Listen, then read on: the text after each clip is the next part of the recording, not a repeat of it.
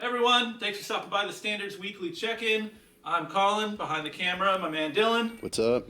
Today we're going to be going over some weekly highlights, going through the new arrivals, some recently priced records, do the very rare wall walk, and as always, if you want to skip to where we flip through the records, we'll put the number on the screen. If you see anything you like, feel free to DM us on Instagram, call the shop, or just come in. We're open 11 to 8, 7 days a week. And as it is the Standards Weekly Check-In, let's check in. Dylan, how's your Halloween, bro?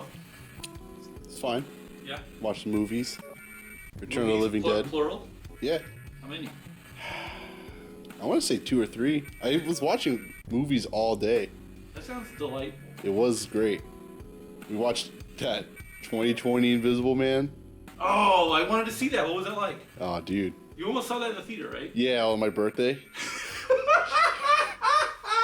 I don't know why that's the most depressing thing I've ever heard. Yeah, I almost went alone. And that was just for the bit. No, it's because I had to do something, and while I was waiting for someone, I had so much time to kill. But I think part of you enjoyed the fact that you were watching the 2020 Invisible Man on your birthday alone. Yeah, it was either that, or I think the best one at the time, Impractical Jokers, the movie.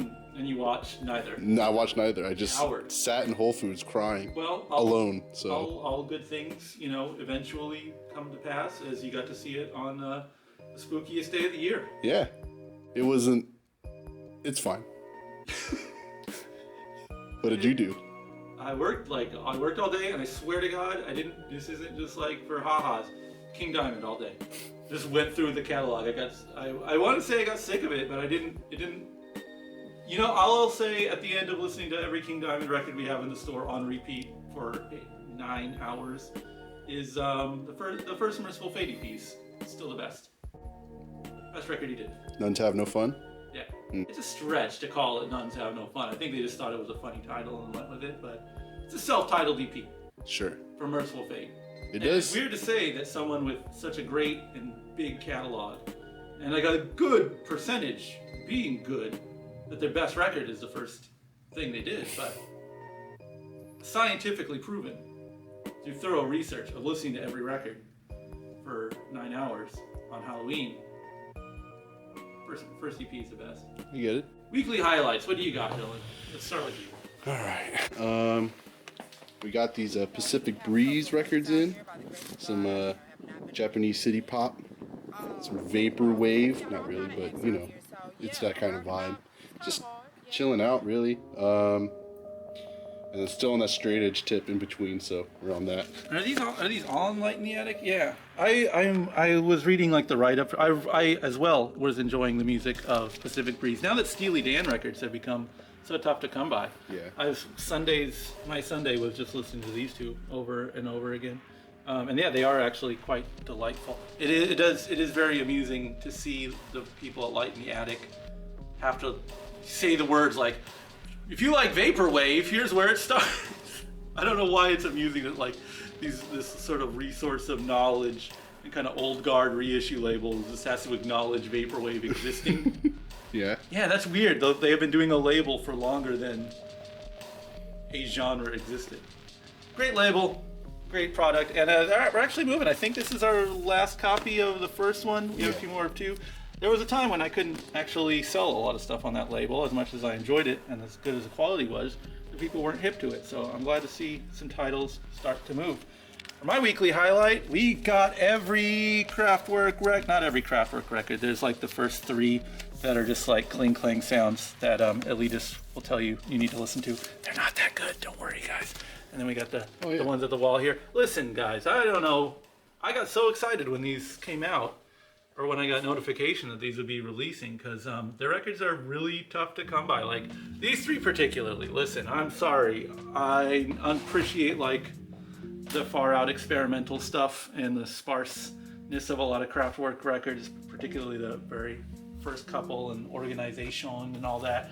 But for my money, like this is the meat of the Kraftwerk catalog sandwich right here. And if I'm being really dead honest, like if everyone watching this has to, for whatever reason you think, no, I can only own one Kraftwerk record in my collection, not anymore, and I'm just gonna, I don't know, start buying Moogs and shit. I just want to have one. If you just have to have one, get Computer World. It's the most accessible, I think, and also yeah, just a great record. So yeah, I'm just hyped to have the catalog back.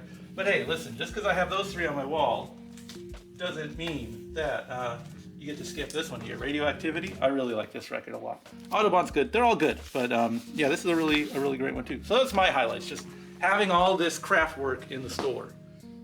Exciting stuff. Let's get just the new arrival bin here. Maybe not new arrival. These are cool comps too. This is a Swedish heavy metal singles comp. This is a British one. When I was going deep into heavy metal stuff, like pre-thrash, international Euro metal, I got like too scared of Sweden. I think France was as deep as I go, so it's very cool to have all this Swedish stuff. I haven't listened to this compilation, but I really like that Jameson Raid song. So the fact that they picked the right Jameson Raid song tells me that the rest of the comp is going to be really good. And speaking of Light in the Attic, this gentleman right here, Green is the name of the record. Really nice. It's like a new age album, I guess. And I think a lot of new age records have the problem of kind of being a little too boring, or a little too nothing, or like, why is anything happening here? But this one from, I'm going back to it. I don't know why I talk about records and I flip past them. Maybe I need to change that bad habit. Anyways, this is a really nice album. Very soothing, but it's also like enough going on to where it's like engaging. It doesn't turn into total like elevator music here. Betty Davis catalog coming back into print. Always nice to have. Good 70s funk. Speaking of which, really rare one right there. Or, you know, was a rare one. Now it's a reissue. Got some City Girls. What did your girlfriend call it? Music to get dressed by? Or when you're gonna go out? Good music to get ready to go out to. Yeah. I like that. One of my favorite descriptions of like any music. You heard this one? No, not yet. I jammed it on Spotify. It's like you can tell they have the Madball set it off like lettering, and it's like that's why. Sounds just like that. That's their tip. Okay. Speaking of just jacked lettering, we got this Change, which is a complete swipe of Uniform Choice, A Wish to Dream shirt. Anyways, good record. Great straight edge hardcore. Always good to see new straight edge bands coming out.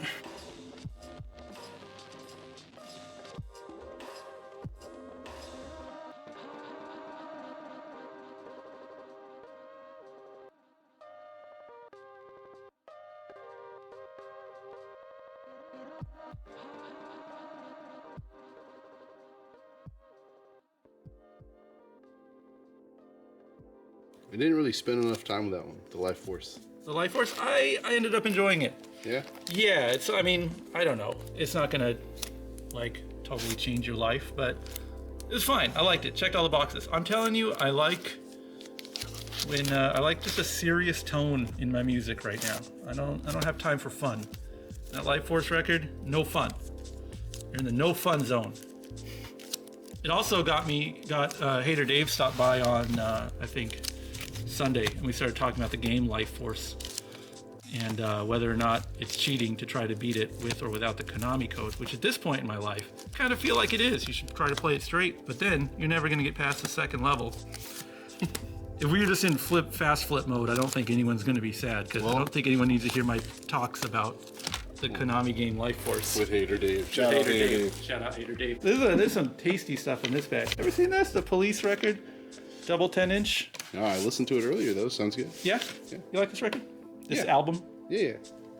I don't think I hate any Police records. Yeah, I feel like the Police albums range from the good records are like 80% good to 60% good. Yeah. It never dips below 60%. Yeah, I don't hate any of them. Yeah. It's weird. I don't like Sting solo, I guess, but that's just me, and it's different anyway, so. You know how happy I am to get this record. Always happy to get. If you don't know the Quick, do yourself a favor, listen to it. I think there's maybe like 5 like proper power pop albums I really care about, you know? Like power pop. Like fans of power pop will say this is a power pop record. That's one. I really enjoy the music of the Quick. And it's one of the guys who later joined the Dickies. And so of course You get a big old bump if you're just for being Dickies related. Who joined the Dickies? I forget. It's joins on the third album, Stukas Over Disneyland. Yeah. That's why they do the song Pretty Please Me on that album, which was originally a quick song. Only not on that album, but it was released on a single that goes for a lot of money. Oh. There's a reissue of it though, so like a $4 reissue that's pretty good. The B-side kind of stinks anyways. It's a cover of Somewhere Over the Rainbow.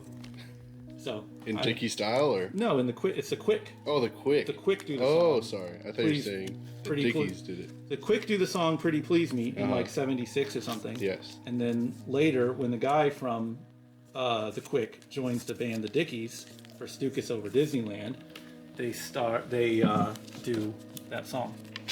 Okay. Like, sorry. hey, you know what's? Oh, hey, congrats, buddy, you're in the band. But can you do us a favor? Let us use that song. Great song, amazing song. This is a cool record. I'm glad people kind of caught onto that. You know these guys, all right? Do I get to keep hitting you over the head with rock trivia? Yeah, just hit me in the head. I'm a fucking old ass man. That's Fast Eddie Clark from Motorhead. That's why it's called Fastway. Yeah. And the singer, guy from Flogging Molly. Yeah.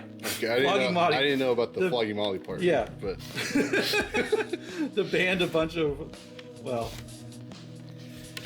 And I played this one. I've always seen their record around, Moxie. Never played it. Sounds like a band kind of making fun of classic rock. It's like straight up hot rock and guitar rock. Pretty good. Shows how simple I am. Yeah. Works on me. where it just sounds like a parody. Yeah, I'm going to the rock zone and I'm rocking hard. I haven't priced this chunk of records, but if you see anything you like, let me know. I'll have them priced soon. I'm just getting around to it. They're all reissues. They'll be used. They'll be inexpensive. Probably cheaper than $20. But nice to see the reissues come in used and priced nicely. Let's get to the wall, because we got a couple new cool wall records. But it's always fun to stroll. I think that Hot Rats was there last time. And I'm surprised it's still there, man. $30 for Hot Rats. That usually gets snaked up. This guy came in over the weekend, the Arizona band Conflict. Man, how did this, featuring a 45 Grave and a Christian Death and Social D, how did this survive the spooky season? We'll never know, but their loss is your game. Some rare Otis Redding. This is nice. Japanese press, Bowie Heroes. I think it's an 80s pressing, so it's not the original. Isn't that weird that you're like, oh, this is an 80s pressing of this? The press came out in 82 instead of 77. I don't know. Probably about it. This is still here too. Y'all gonna make. You're playing. You guys are playing, not picking this up. Volume 1 and 2. You get 2 records for $40.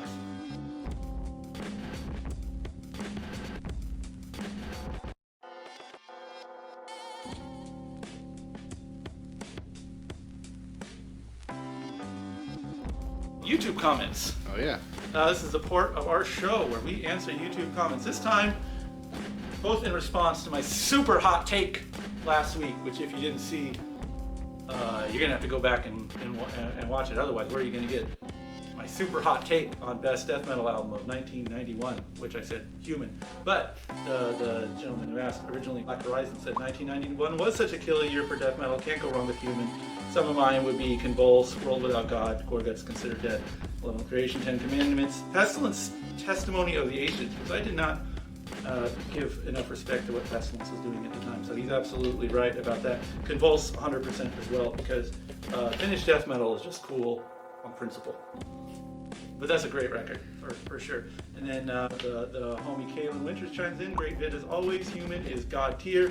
Personal favorite would have to be Morbid Angel plus Star of the Sick, which, you know, that's the whole thing when you have like such an explosive year of like amazing records. You know, there's no wrong answer. So of course, yeah, Blessed Star of the Sick, phenomenal record.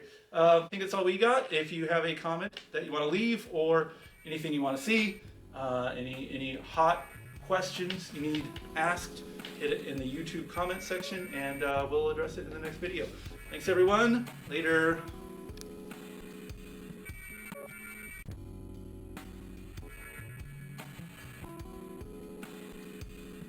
Yeah. Yeah.